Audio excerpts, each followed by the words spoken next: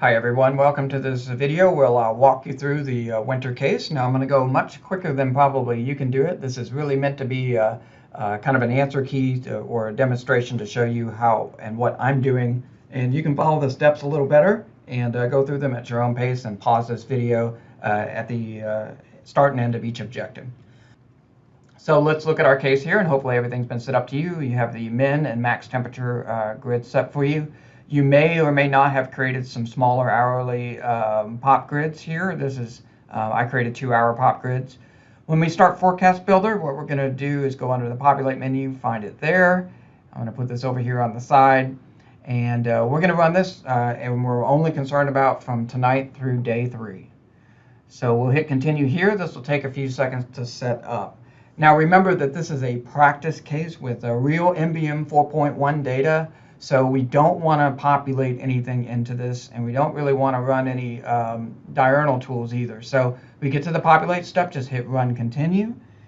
Here we are at the analyze adjust step. Now normally this is where you would make your changes. I want you to just kind of look through the temperature grids here and get an idea of what the forecast looks like. Again, we had very warm temperatures in the 50s, 60s, with rapidly falling temperatures tonight and tomorrow down into the 20s and 30s, and even into the teens by day 3.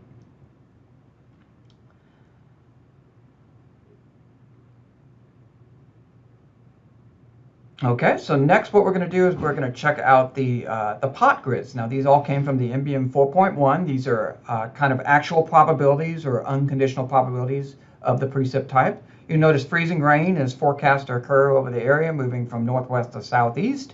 Behind that freezing rain band, we have a band of sleet. So this is a very messy winter weather situation with those falling temperatures and freezing rain and sleet forecast. Tonight, tomorrow, and into tomorrow night.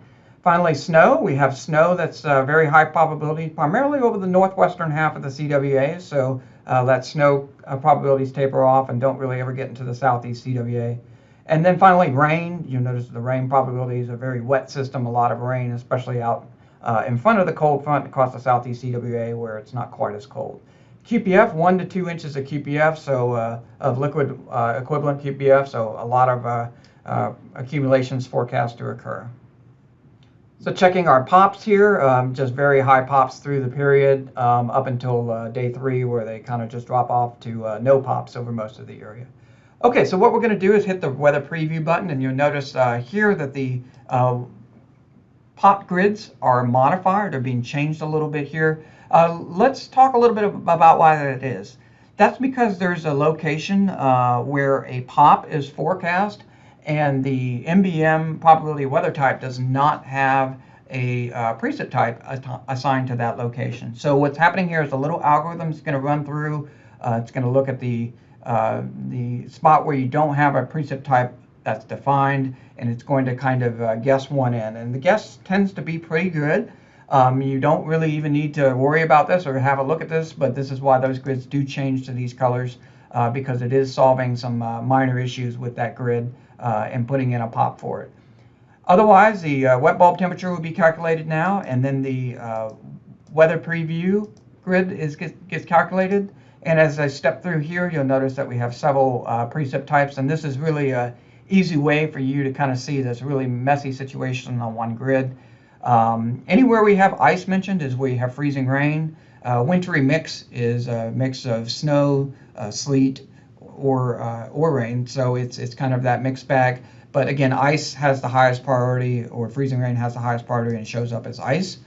Again, as we step through, we can see kind of the transition of what's going on here. So finally, by day 3, what we have is no weather forecast on that period because we have no pops. So that kind of makes sense to us there.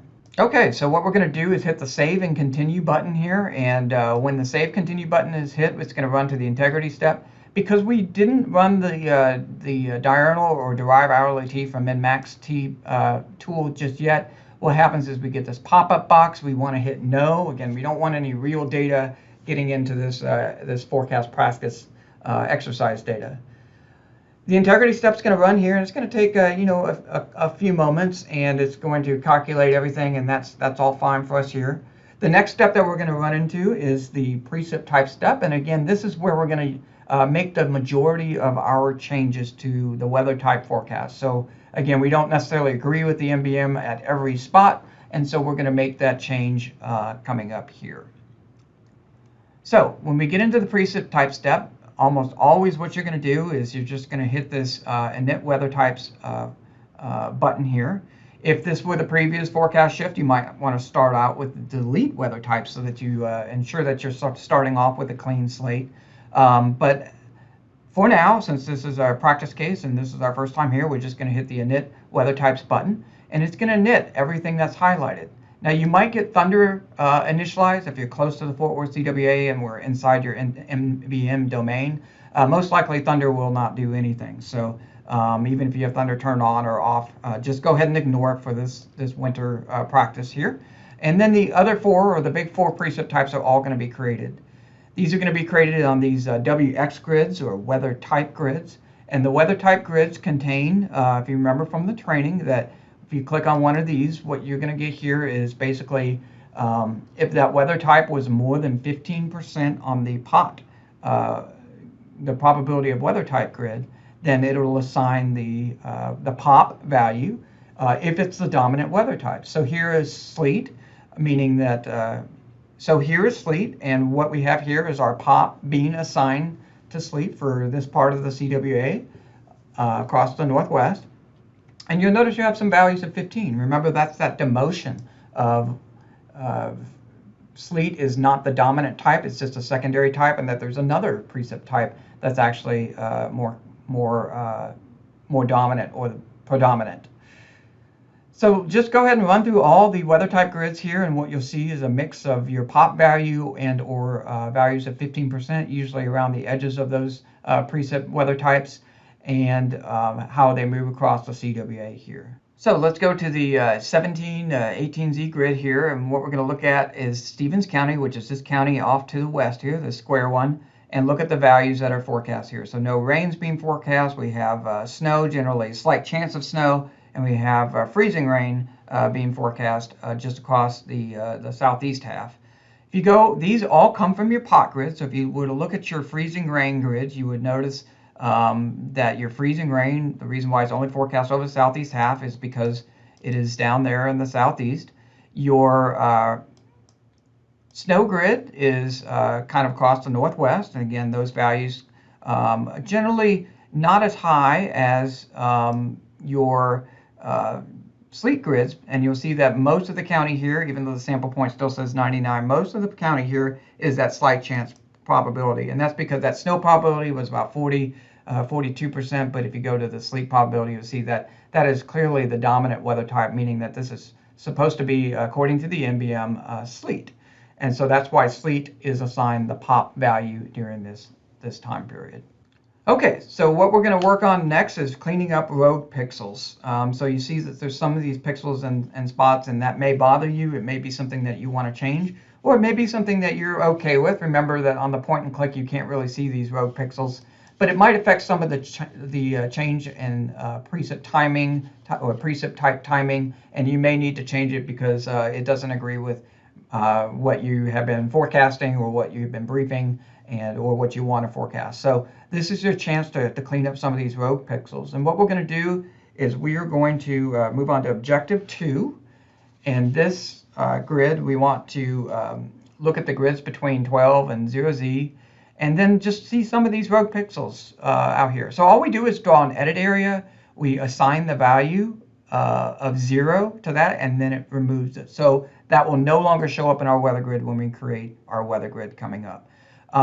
Here's another example. Here's the 16 to 18Z grid. Let's say we don't want sleet in this area for sure. We just assign 0 to that value there. If we want to forecast slight chance here, so notice we have more slight chance than we do have holes. What we do here is just highlight the area we want slight chance to be forecast for, select a value of 15, and then assign that value to that location.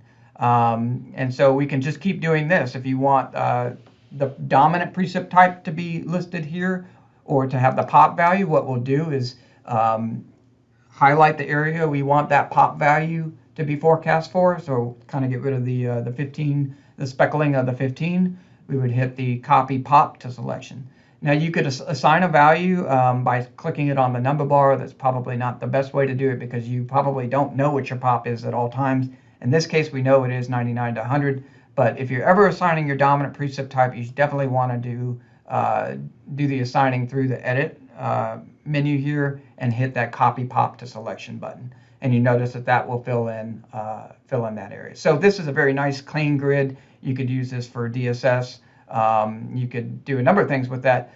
But again, it's really all subjective and it's optional. So you can sit here and clean up these grids as much as you want. In general, some of that jaggedness just does not matter at times, and other times it will. I'm only showing you this so that you know how to make these types of changes. It is not necessary that you actually go through and do this on each step. So again, each one of these grids, I think most of these looked okay. It got a little dicey here tomorrow for the sleep type, where we had a lot more jaggedness that we were able to clean up there.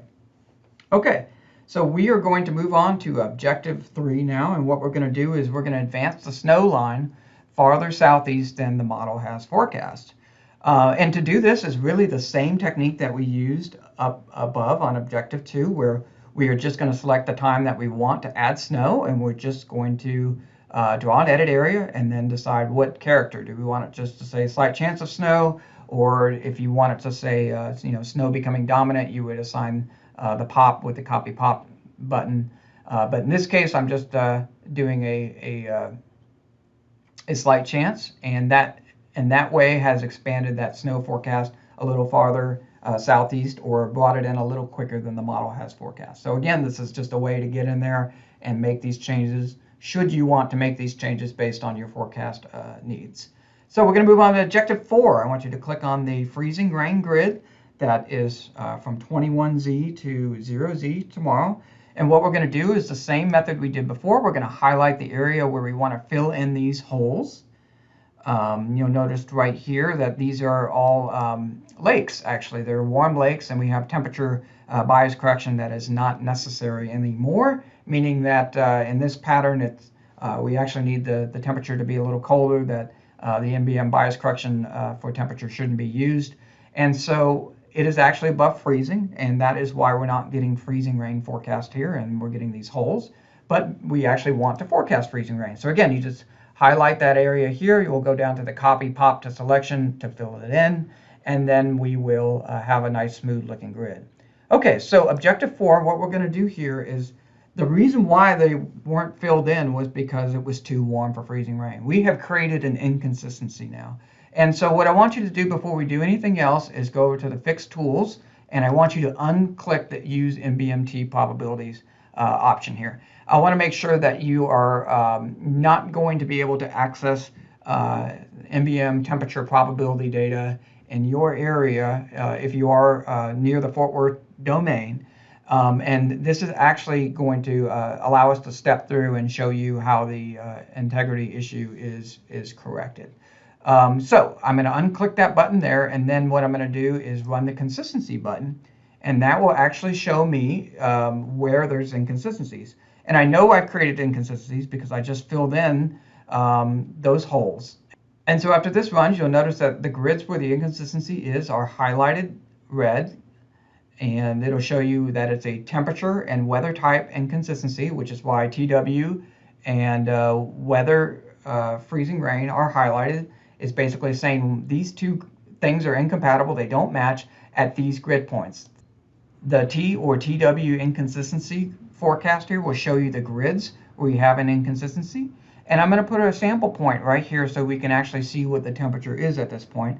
And you'll actually be able to see that at that point, the reason why we have that inconsistency is because we have a temperature that is above freezing. Wet bulb temperature is 34, so too warm for freezing rain.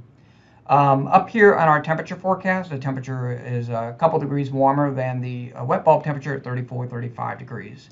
So what we want to do here is actually run the force T to weather type, because we wanted to fill in those holes. What we want to do is force the temperature to match the weather type.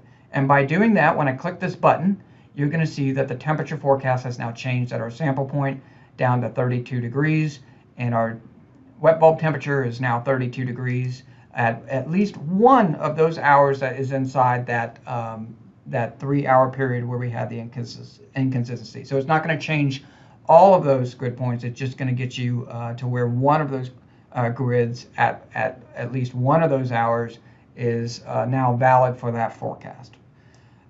So you'll notice here that when we run the consistency again, the red is gone. It says everything is good in the status message, and so we have corrected that inconsistency. Okay, so I'm going to turn this back on to where the use NBM temperature probabilities is on, and we are going to create a new inconsistency elsewhere, and I'll show you how the behavior is a little different. Again, if you're near the Fort Worth CWA, you may see this behavior. If you're really far away, you might see something slightly different, but at least this video will show you that there is a difference. So I'm going to copy in that pop to create a new inconsistency on a freezing rain grid here. When I run the consistency tool here, you'll notice that I got a few grid points here where we have the inconsistency. But if you look at our grid and the message that is listed down here at the GUI bottom, what we have here is it says that the weather type is outside the NBM 10th or 90th percentile, and then it goes on to say that the weather, the freezing rain type has been changed to match temperature. So when that use NBMT probabilities button is turned on, it will actually change the grid for you automatically. Now you might be worried about, well, what if I have to forecast a temperature that the NBM is really long and I'm forecasting a temperature that's already outside the 10th percentile? Well, in that case, it's using your forecast grid and it's not using the probability data at all. So don't worry about that instance. What we are I'm going to show you again here what happens, and this time I'm going to show the grid. I'm going to leave it on the freezing rain grid, so I'm going to create another inconsistency here like we did before. I'm going to run the consistency button. And this time you'll notice that when I ran the consistency button, it made that change automatically. And again, it showed you that. So the consistency button can be an auto change for you if you're outside the NBM 10th or 90th percentile, which should be pretty rare. But again, we're just showing you how this works in this hypothetical situation. Okay, we're now going to move on to objective 5, and we're going to change a precipitation type by deleting an unwanted precip type. I'm going to save all the grids so we can watch things occur here on this step. And we're going to say that tomorrow night we do not want to have freezing rain forecast anymore. We want those freezing rain probabilities to go to the sleet probabilities. So we have two grids that look like so. And all we do is go over to the edit function. We change the copy selection to IP button, hit that copy button, and you notice now it has copied that ZR grid over to sleet. This tool works by highlighting the entire range. So if you highlight the all of tomorrow night and then you hit the copy button to IP, you'll notice that it has copied those to all of tomorrow night's grids. So once we've done that, and I don't want this freezing rain type anymore, I can just merge them and then delete that forecast completely from the grids there. And that is an easy way to change your precip type if you want to combine or if you don't like one of the precip types that's forecast. I'm running the weather preview button again here. You can see that that ice is gone from tomorrow night. We had it here for tomorrow, and then tomorrow night it's now gone. It's a more generic wintry mix because we've added it to sleet. Okay, let's go ahead and move to the next step. We're going to hit the Save and Continue button. Because we have changed our temperature and dew point grids in this forecast period or this session, it's actually going to rerun the integrity just for those grids. So it'll recalculate our impaired temperature grids if needed and RH and all that stuff. So that is taken care of for us automatically. When we get to the precip type, the precip accum step, there's really no option here. You just hit the NBM button. You may wonder, well, why not have it just automatically go ahead? And that's because you may want to only run the accumulation for a time range or an edit area. So that's why that pause is here. So basically just hit run continue most of the time, and this will create your accumulation grids. Now the accumulation grids are going to do a few things. Once again, it's going to run that algorithm on your pot grids to make sure that There's something assigned at each point because we could have made some changes for that. So that's why you see some changes here. You really don't need to be worried about any of those changes, though. It's just happening behind the scenes, and it's probably something you don't really need to worry about at all.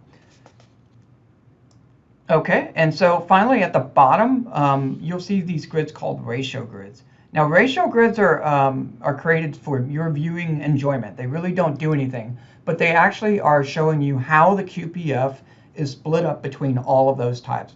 How much of the QPF is going to freezing rain, how much is going to rain, how much is going to sleet, and how much is going to snow. What controls all that? That, remember, is controlled by all of your pot grids. So the pot grids control how all that's split up, but when you get to this step, you might want to see exactly how much is being sent to each precip type. So on this pot snow grid here, 69% of the QPF is being sent at this grid point here to produce snow.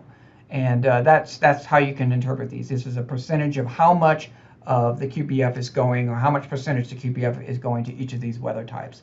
And so just have a look at those to see how things are being split up.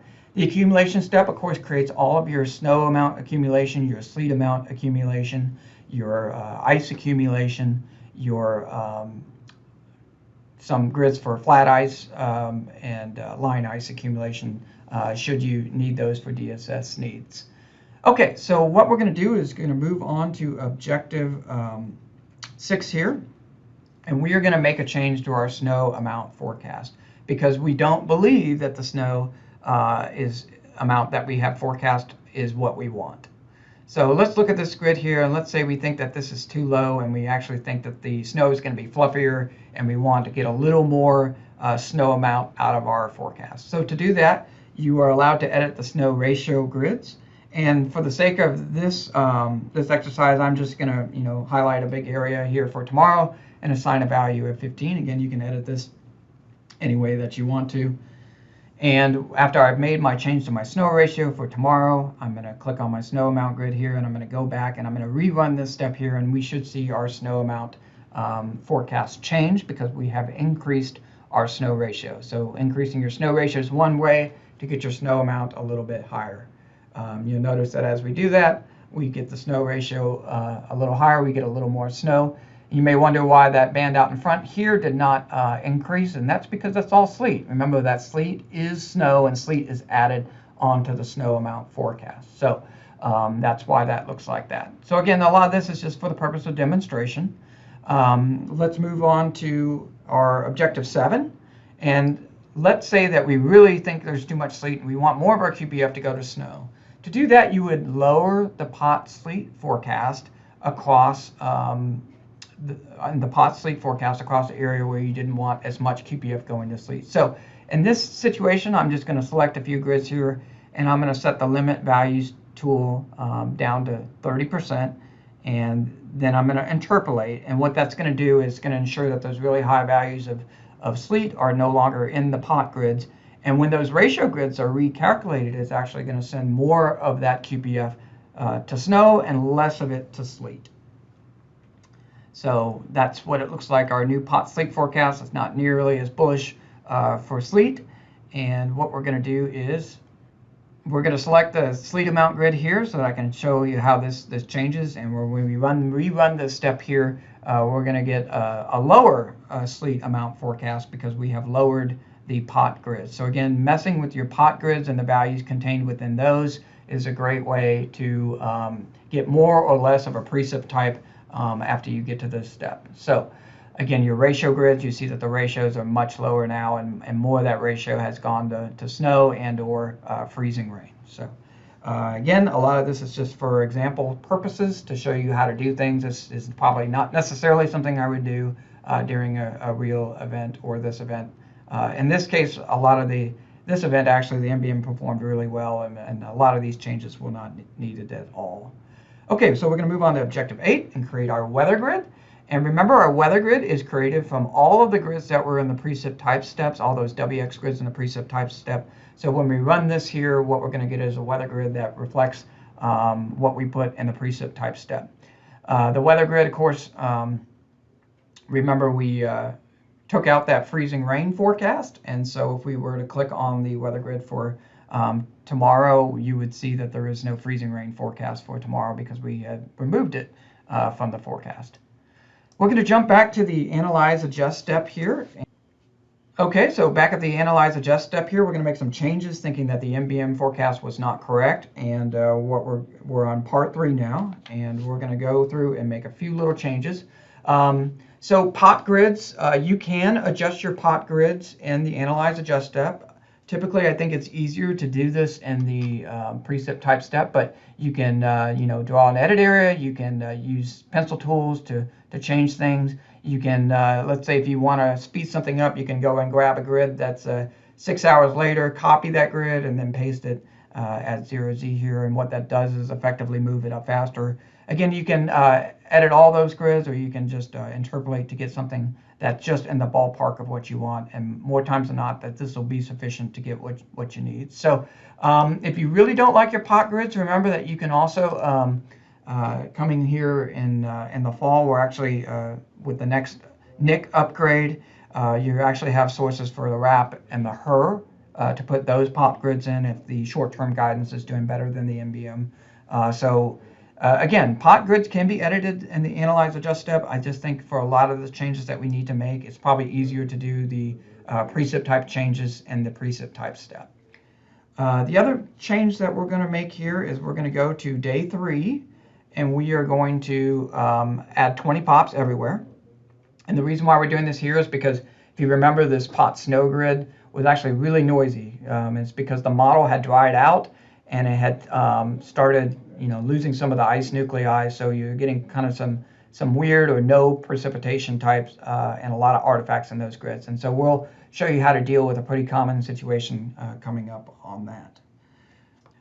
Okay, so we're ready to go to the precip type step, and what we're going to do is hit Save Continue, and then the pop-up box again. We do not want to derive our hourly temperatures, even though the reminder is often helpful, and that is because we don't want any real data getting into our practice case.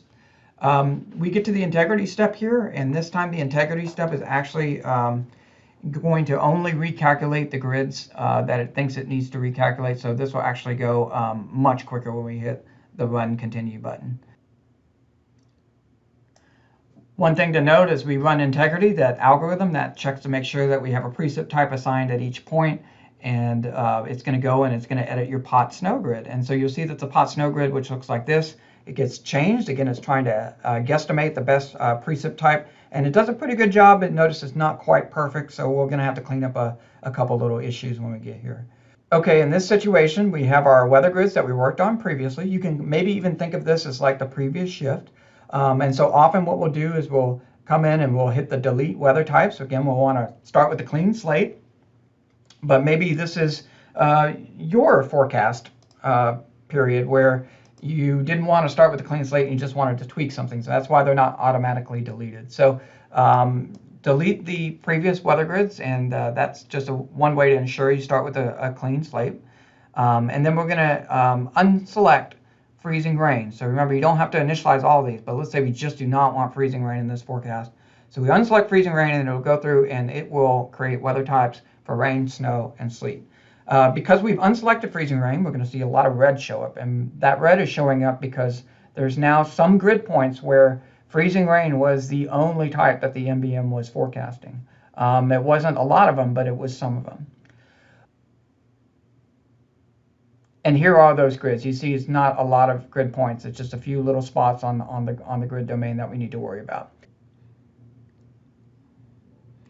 Okay, so on day 3, what we're going to do here is objective 11, and we're going to actually force snow. So we have these grids here that we don't want, and we're going to want to make sure that we just do force snow on the day 3 time range. So we click the time range option on after we have selected that 15 to 0Z time range. And we select this Force Snow button because our pot snow grid, remember, was kind of discontinuous, and we want snow forecast everywhere. We're going to go over here, and we're going to, we can either delete everything manually, or we can select everything and then hit delete, and then we can unselect everything except for snow and then hit the init weather types. And now you'll see that with that Force Snow button clicked, you get a continuous snow forecast here that matches your pop.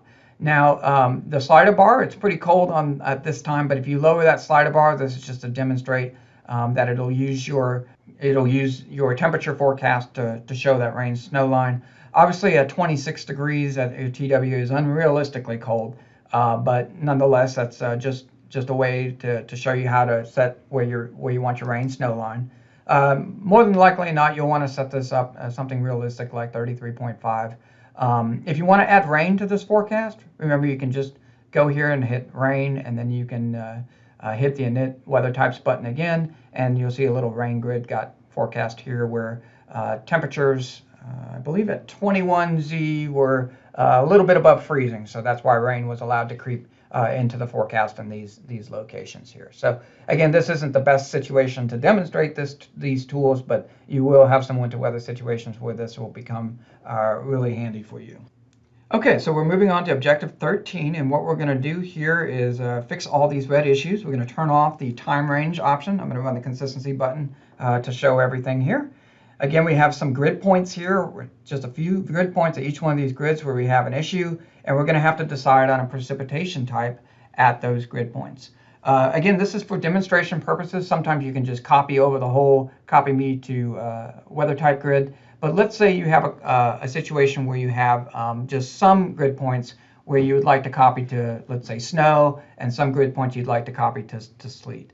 To do that, you would just draw an edit area and hit the edit area button over here. And then when you use the copy button, it's just going to copy just what's inside that edit area. So let's hit the copy button here, and then we'll go look at the sleet grid, and you'll notice that it has added those points there to the sleet forecast.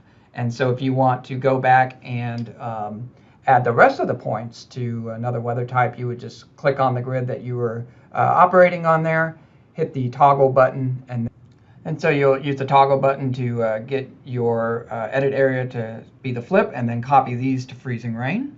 And you'll notice that the freezing rain has been outside of the edit area here, inside of the edit area here has been copied to that. Okay, so the final part of the objective 13, we run consistency here, and you'll notice that the consistency is gone from that area that I fixed here, but we still have some remaining inconsistencies.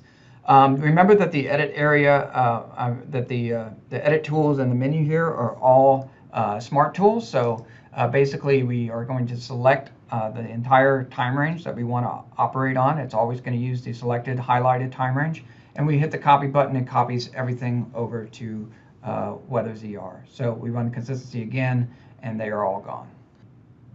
Okay, we're going to move on by clicking Save Continue, and we're going to go back to the precip accumulation step. And this time, I just want you to run the accumulation here again just to see how things have changed. We took out all that freezing rain for most of the forecast, so you should have ice accum that's 0 at almost every time step. Snow amount will be much higher. Again, we increased those probabilities, the 90% or so on the pot grid. So you can just see that these are some ways to make some of those changes you may need to make.